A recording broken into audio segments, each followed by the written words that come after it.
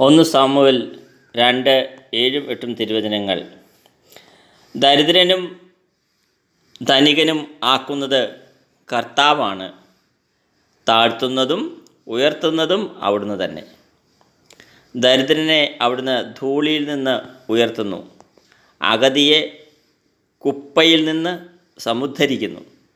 അങ്ങനെ അവരെ പ്രഭുക്കന്മാരോടൊപ്പം ഇരുത്തി ഉന്നത സ്ഥാനങ്ങൾക്ക് അവകാശികളാക്കുന്നു.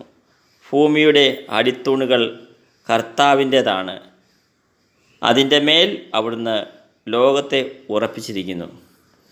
നമ്മുടെ കർത്താവായ മിശിഹായ്ക്ക് സ്തുതി. ദരിദ്രനും ധനികനുമാക്കുന്ന കർത്താവാണ്, താഴ്ത്തുന്നതും ഉയർത്തുന്നതും അവിടുന്ന് തന്നെ.